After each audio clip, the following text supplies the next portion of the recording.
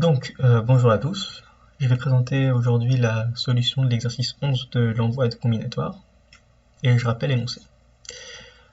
Sur une ligne, Timothée écrit toutes les parties non vides de l'ensemble des entiers de 1 à n, et donc en tout, il y en a 2 puissance n moins 1 parce qu'on a enlevé l'ensemble vide. En dessous de chacun de ces parties, il écrit le produit de tous les éléments de cette partie, et encore en dessous, il écrit les inverses de chacune de ces quantités. Puis il se retrouve avec 2 puissance n moins une quantité qui va se sommer, et la question c'est de savoir quel est le nombre obtenu par Timothée.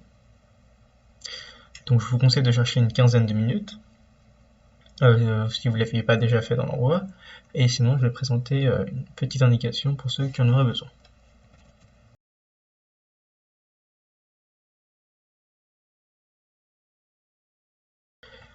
Donc l'indication c'est la suivante, c'est une idée qui est assez générale dans les mathématiques olympiques, c'est d'étudier les petits cas.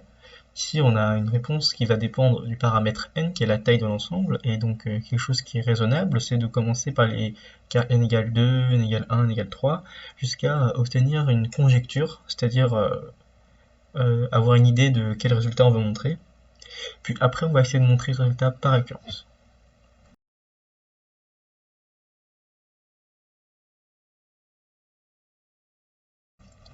Donc je vais présenter la solution. Je vais suivre l'indication que j'ai donnée, c'est-à-dire que on va commencer par calculer t pour des petites valeurs de n. Alors, pour n égale 1, c'est assez simple. Il n'y a qu'une seule partie non vide, qui est juste l'ensemble lui-même. Et donc du coup, Timothée calcule 1 sur 1, et ça donne 1. Pour n égale 2, il y a 3 parties non vides, qui sont le singleton 1, qui donne 1 sur 1, le singleton 2, qui donne 1 sur 2, et la partie entière 1, 2, qui donne 1 sur 1 fois 2. Donc on fait la somme de ces trois éléments, enfin de ces trois termes, et ça fait 2. On fait un dernier cas qui est n égale 3, donc là il y a plus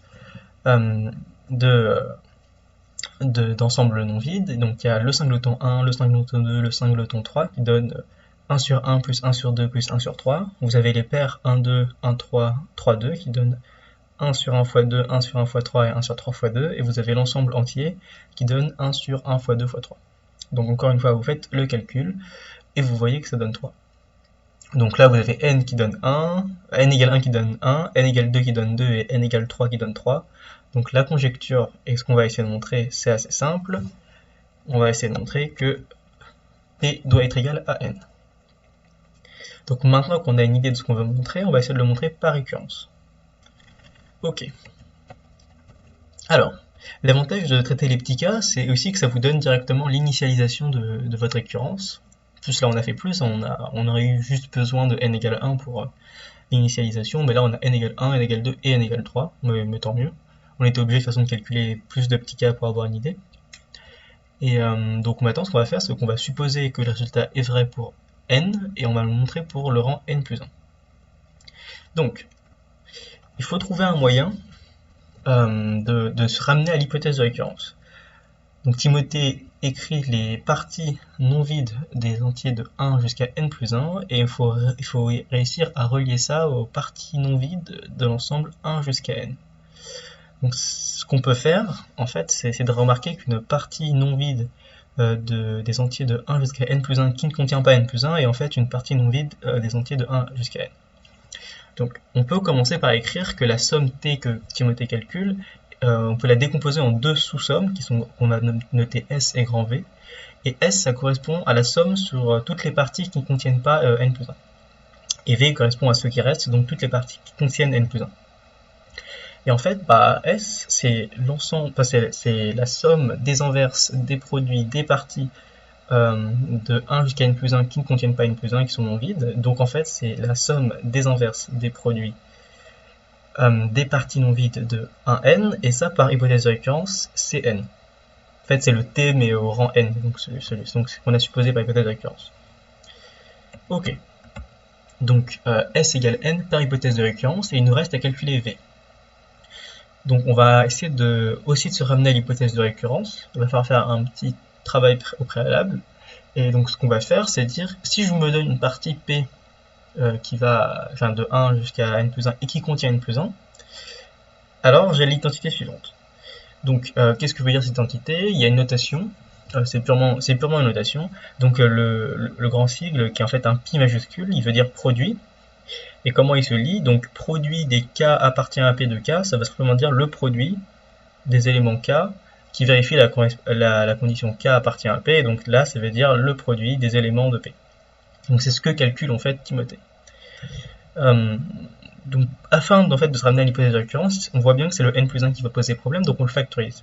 On sort le n plus 1 du produit, et on se retrouve avec n plus 1 fois le produit des entiers qui sont dans la partie P mais qui ne sont pas égales à n plus 1.